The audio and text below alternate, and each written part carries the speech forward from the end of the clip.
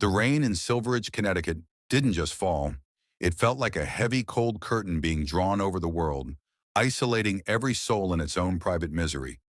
It was that kind of relentless, mid-October downpour that turns the fallen maple leaves into a slick, orange sludge that clings to everything. I stood on my own front porch, my heavy work boots caked with the gray mud of a 12-hour shift at the city planning office. My back ached, a dull throb that pulsed in time with the rhythmic drumming of the water against the metal gutters I'd installed myself just 2 summers ago. The porch light flickered, a loose wire in the fixture I'd promised Sarah I'd fix last weekend, casting jagged, nervous shadows across the welcome mat. That mat now felt like a cruel, sarcastic joke.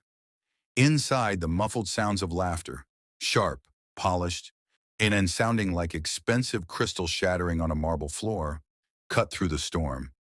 It was the sound of a world that required a tuxedo and a seven-figure bank account, a world I wasn't invited to, even though I paid the mortgage on the room where the laughter was happening. I reached for the brass handle, my fingers cold and stiff, but before my key could even find the lock, the door cracked open. My wife, Sarah, stepped into the sliver of light.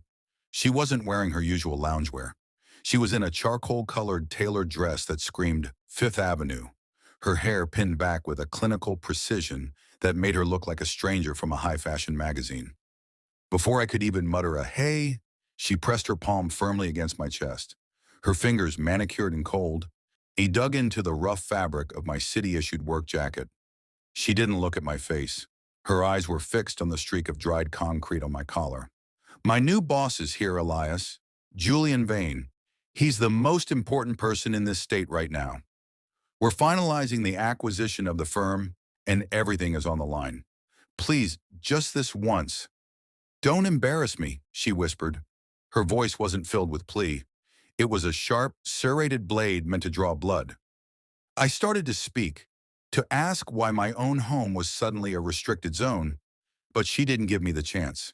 She shoved me back, just enough to clear the threshold, and I heard the heavy, metallic click of the deadbolt.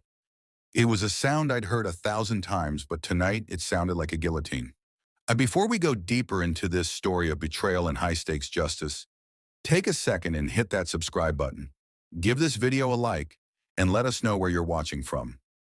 I'm curious to know how far these stories of family secrets and revenge travel.